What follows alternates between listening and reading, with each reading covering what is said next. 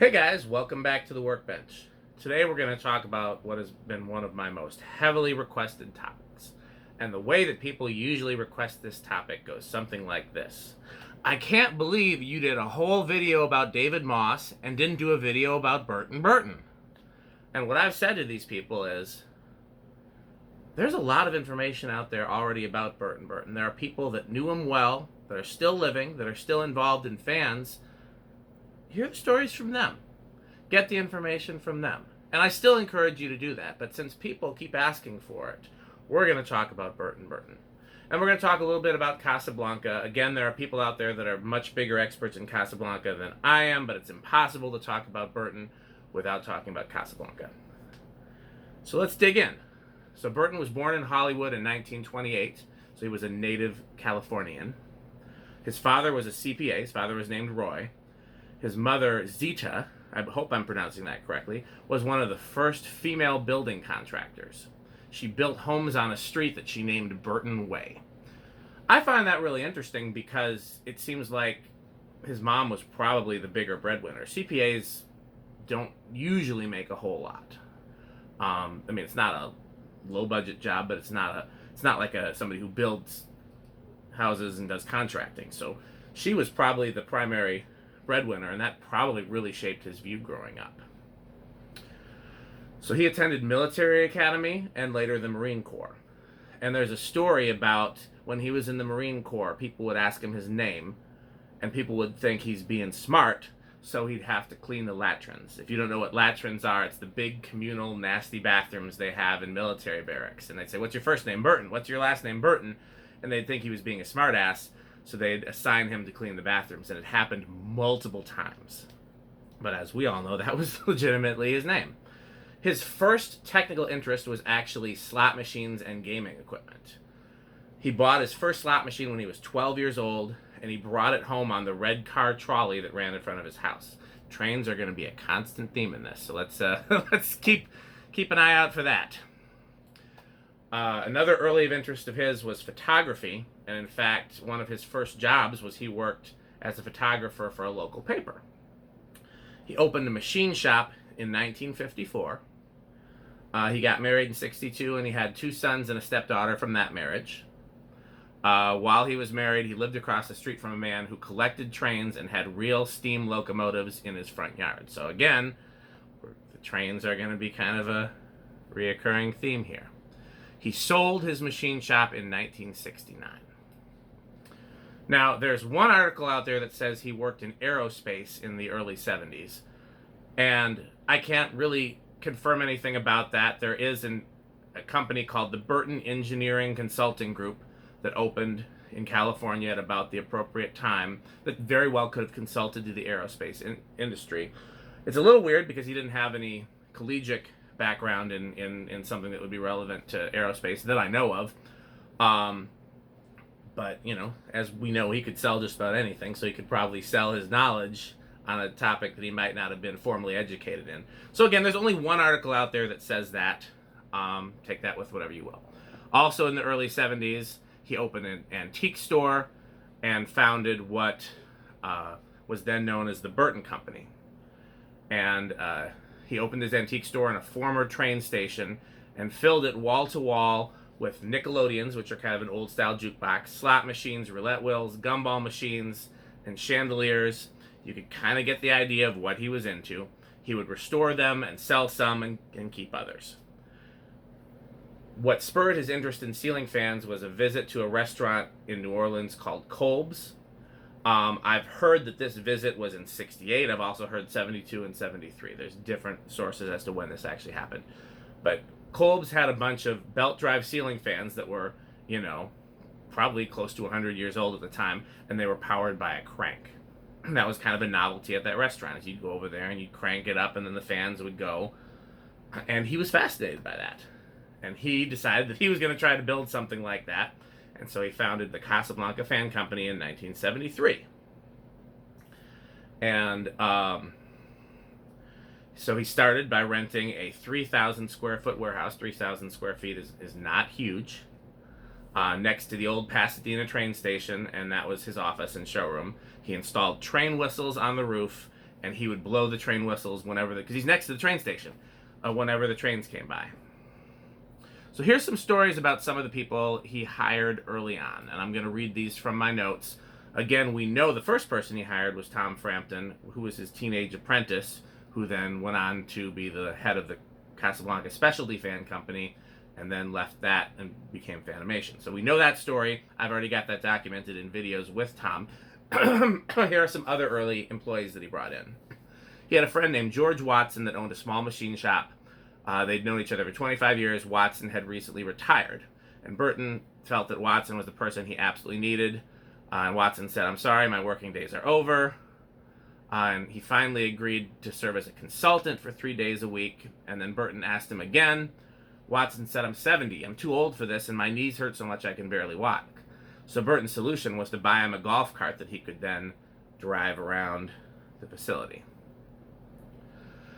So in the early days, Burton delegated a lot of tasks, but one task he refused to delegate, and this actually will go past the early days, and we'll talk about when he sells Casablanca a little later, was what he called mail scrutiny. Here's a quote from Burton. "The mail is the heartbeat of your operation. If something was in trouble, he could tell by the letters they were receiving. He could tell by looking at bills, letters from customers, examining invoices, so he did all of that himself as the company continued to grow."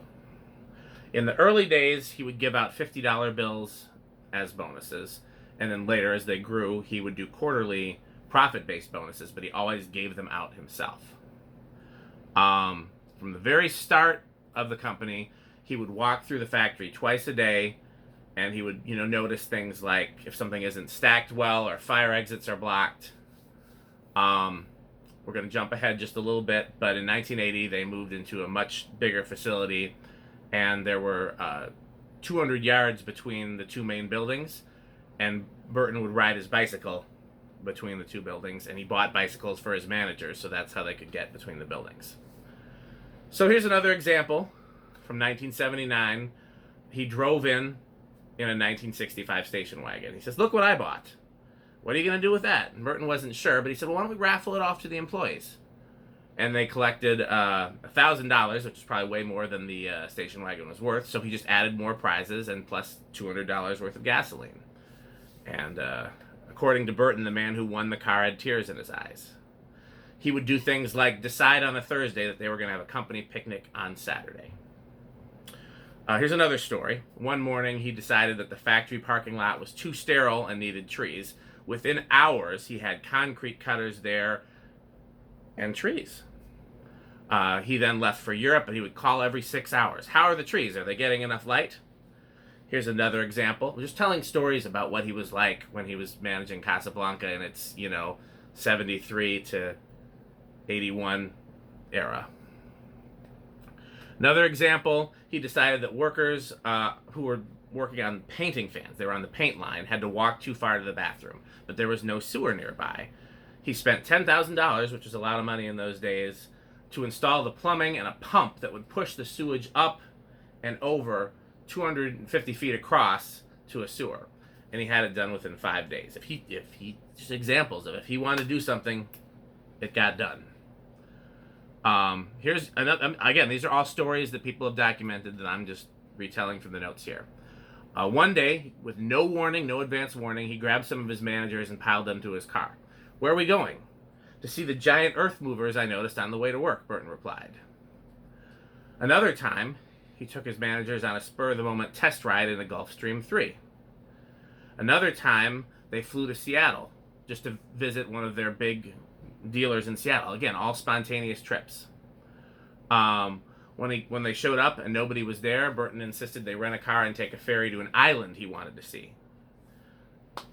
Another time, Burton interrupted a company meeting to show off a boa constrictor he'd found in his car that morning. Here are some more examples. We talked about the spontaneous jet visit to Seattle. One time, he rode an elephant into a sales meeting. And we'll talk about elephants a little later, because clearly Burton had a thing for elephants. But trains were really his main thing. He bought two 1940s era rail cars and renovated them with custom lighting, beveled glass, rosewood paneling, and then he would send them on Amtrak routes across the country to visit dealers and customers. They were 1940s Pullman rail cars.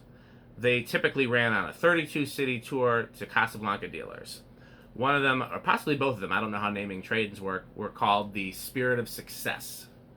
And they were nicknamed around Casablanca as the IRS car because he was writing them off, business expenses. He had a full-time mechanic and two full-time bartenders for the trains. Another nickname, they called them the Casablanca Energy Express. They would send them around the country to promote Casablanca fans. Except, and I found this interesting, they did not go to Boston because railroad restrictions were stricter in Boston. People that rode on them or saw them described them as palaces on wheels. They were stainless steel 1940s relics of the New York City Central and Rock Island line. I think we talked about how they were refurbished with rosewood, beveled glass, custom lining, linen tablecloths with crystal and fine china. This was 79 through 81, I think, according to my notes. And by 80, foreign competition with cheap fans, and especially 81, were coming in. And he refused to stop spending money, and he refused to cut prices.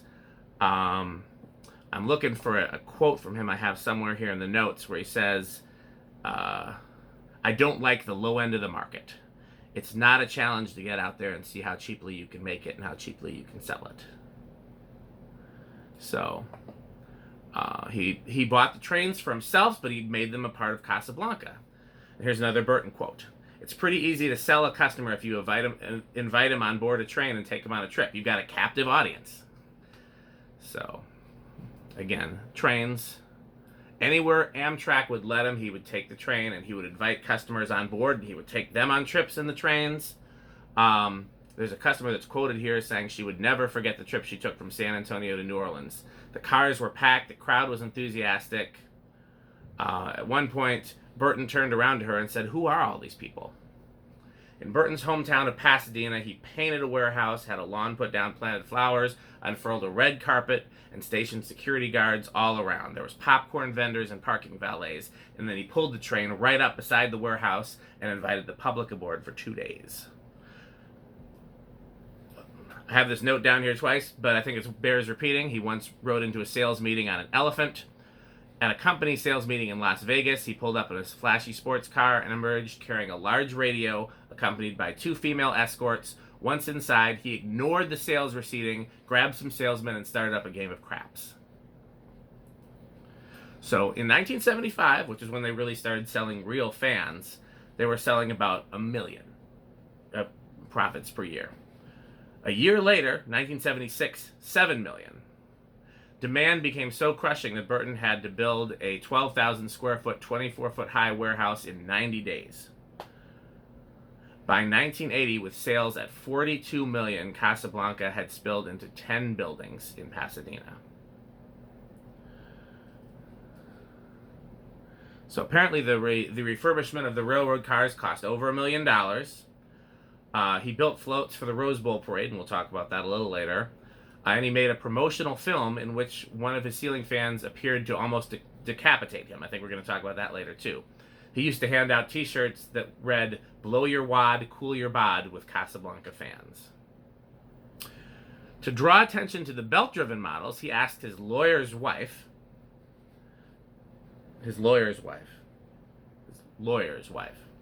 to power one by pedaling a bicycle. TV cameras showed up, and with the exposure that brought in about $60,000 worth of orders. Burton wore out the soles of his sneakers. He went to football games and handed out 100,000 hand fans. He gave away more t-shirts. Here's a story from 77. In the midst of a truckers' strike, Burton was forced to spend $20,000 for a trailer. One of his employees suggested that they might want to paint a company logo on it. Burton says, find out how much it would cost to paint the whole damn thing. It was about $5,000. Burton didn't even wince. He could already sense that he was going to make more money by doing it. So they painted the whole truck with the Casablanca logo in giant swirling letters, completely covered both sides of the truck, and then 9 others. They looked like circus trucks, and heads turned as soon as they pulled into town. Soon dealers were competing to have the trucks parked in front of their stores each weekend.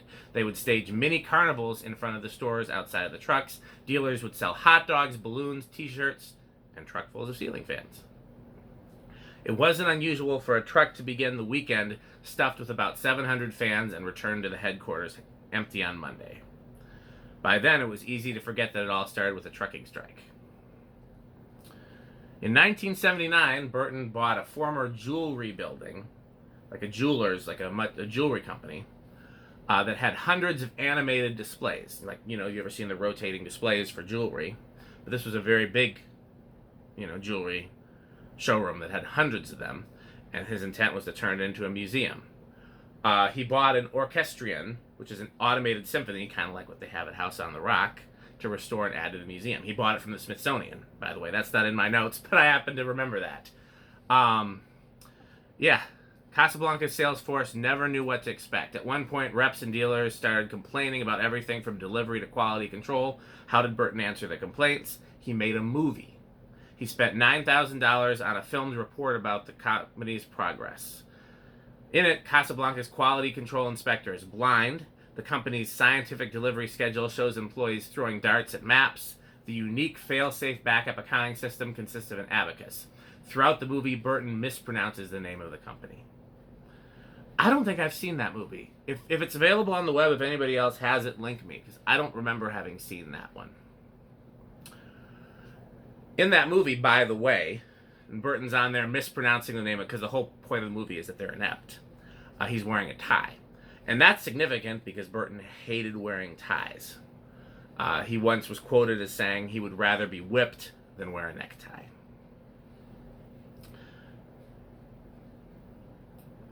So we talked about the $1 million he spent refurbishing the railroad cars. He spent another quarter, say, of $1 million on the trips. At the time when the company's annual sales were about $40 million, which was a huge chunk to spend.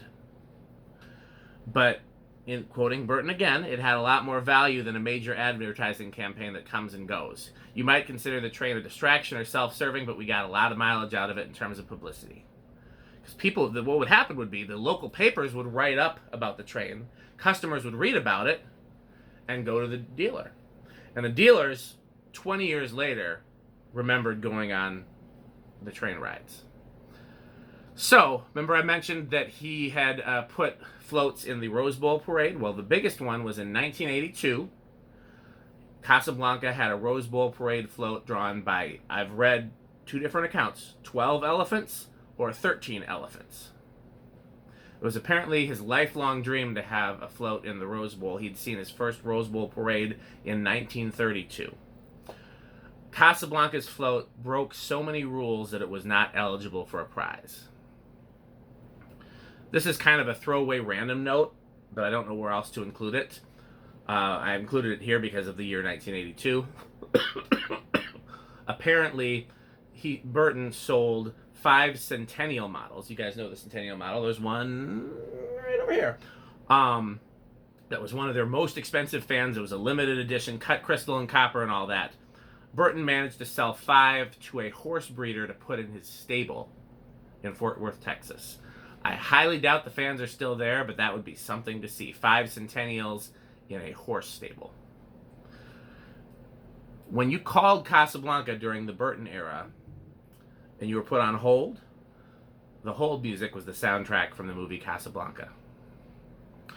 So in 1981, Burton finally started entertaining buyout offers. The most promising one came from a Milwaukee-based holding company, which I didn't know. You'd think I would know that being from Wisconsin. It was called Farmhouse Foods. And they met Burton and they gasped when they saw the financials. You can actually maintain these margins making fans against the Taiwanese? But in August of 1981, that company paid Burton $30 million cash for Casablanca fan, which was roughly twice its net worth at the time. It was valued at maybe $15 million. They paid him $30. So remember we talked about George Watson. I almost said George Washington. when they were, once the buyout was complete, he invited him to lunch and said, on his plate was a $1 million check. But then after that, he stopped by the desk of Casablanca's president and chief negotiator at the time. His name was Max van Dordrecht. And asked him, well, you know how to type? He said, of course I know how to type. And Burton said, well, type yourself out a check. Make it for $2 million. When asked why he sold the company, Burton said, I wanted to see if it could run without me. He kept the title of Chairman Emeritus, but the only thing he continued to do, circling back to one of the first notes I had, was open the mail. One of the things he did with his semi-retirement there is he built something called Villa Casablanca, which was a $5 million mansion with its own railroad and 18 differently shaped rooms. In 1982, he bought a former General Electric motor plant to build motors as the Pacific Motor Company and then sell them back to Casablanca. Now, I don't know if this ever happened because I've never seen a Casablanca fan with a Pacific Motor Company motor in it, but I think that's genius, that his thing was, okay, I don't own Casablanca anymore, so I'm gonna buy a motor company and sell the motors and still continue to make money off them. Whether or not it worked, it was still genius. We talked about Van Dordrecht before. He became the chairman, and as soon as he possibly could, he sold the train. His quote was it had served its purpose. They discontinued most of Burton's publicity schemes. No more Rose Bowl floats. No more, elephants and big elaborate stuff. Burton occasionally made suggestions, but they were ignored. There was a new 5-speed fan that got the nickname among Casablanca as the Boomerang because it came back for repairs so often. I think collectors know what 5-speed fan that was. There was a fan, I've never seen this fan, called the Liberty fan that was tied to the Statue of Liberty. They spent $200,000 tooling this fan and then discontinued it. In 1985, Farmhouse Foods, the company that had bought Casablanca, discovered that their $11 million inventory was overstated by about $3 million, and Casablanca posted a loss of $2.5 million. Remember, they were way in the black when Burton first sold the company, and now by 85 they're operating at a loss. So the founder and CEO of Farmhouse Foods had been asking Burton to come back, but remember, Van Dordrecht was his president and head of sales before Burton left, and so Burton was still loyal to him. So he really didn't want to come back and out his friend, even though his friend was kind of running the company into the ground. But eventually, by July 85, he agreed to come back. His quote was, "You want to see the company well managed after you're gone. Besides, the fun and relaxation for me comes from running the company, not spending money and being a big shot." So, again, July 85, Burton is back at the helm of Casablanca. To reinforce the idea that change was at hand, Burton had walls moved around. He issued buttons that read "No Surprises," which was a reference to the inventory blunder. Taking a lesson from his job shop days, he initiated regular financial updates, called them Tuesday reports, and he ordered the factory closed for an audit every 90 days. He bought a percentage in the company so he would have a stake in the outcome. He also hired back some former employees that had left. He brought on new managers, again relying on his own criteria instead of, resumes and all that. So here's a story. Before signing on as a general manager, Rand Clark had been vice president and general manager of the Sands Hotel in Las Vegas and president of a real estate company. He knew nothing about manufacturing. But Burton had bought a condo from him in '83. He was impressed with the quality of the condo and by Clark's ability to get things done. So he hired him. No experience in the fan industry, but he liked how this guy did business. Hired him out at Casablanca. To pump up the 28 sales rep and 960 dealers, Burton spent about $25,000 replacing Casablanca's dealer catalogs with simulated leather loose-leaf catalogs. Casablanca also produced a bound version for consumers at a cost of $225,000. The first sales meeting after Burton's return was staged like a Broadway show, complete with a playbill and songs like "There's No Business Like Fan Business." To build better word of mouth among consumers, Burton decided that Casablanca would give away a free clock to anybody who bought 3 or more fans. Enclosed with the clock was a letter from Burton and a $1 bill to pay for batteries. In his first year back, earnings rose more than $2 million. The previous year, they had been only $300,000. Casablanca's stock, which had hit a low in '85, settled in at around 6. I don't know what that means. I'm not a stock market guy. I've got people for that. In 1987, Burton launched Casablanca Lighting Company to import pricey European fixtures. He brought in S. John Gorman to head the division. Around Casablanca, they had a nickname for him, Gorman Gorman. So I guess they felt like he was the next coming of Burton. By the way, the Casablanca Lighting Company eventually became Lavery and Company, which became Minka Lavery, which is now Minka Group. So, in 1988, Burton ran a promotion to win 2 tickets to be Burton's guest at the Rose Bowl, and you had to participate through Casablanca dealers. I don't think you had to buy a fan, but you had to actually go to a Casablanca dealer to buy the tickets. Another interesting bit of trivia is that Farmhouse Foods became Diana Corp, and Richard Fisher, I can't remember if I mentioned him by name before, but he was the founder and CEO of Farmhouse Foods, ended up reporting to Burton. By the way, he was the one that insisted Burton come back and save the company. Burton sold Casablanca to GE in 1989. I didn't know that. I didn't know GE at one time owned Casablanca. We know they were later bought by a venture capital group that also bought Hunter and combined them together. And we're not going to talk about that in this video, but there. So in 1989, after he sold Casablanca to GE, sold the company for the second time, he retired for the second and final time. He started collecting Burma shave signs. If you don't know what those are, I think they're featured in some of my House on the Rock videos. So here's another House on the Rock similarity. He figured out how to duplicate the printing process for Burma shave signs and started making his own and started hanging them along the highways near Mount Baker Volcano in Washington. He eventually moved to Orcas Island off the state of Washington, which it's not a U.S. territory, is it? I'm gonna Google that real quick.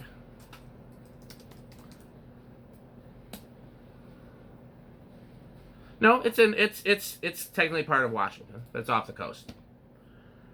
So he retired to an island, put in his own railway there called the Mount Baker Railroad, and designed the train station after the Lake Elsinore train station.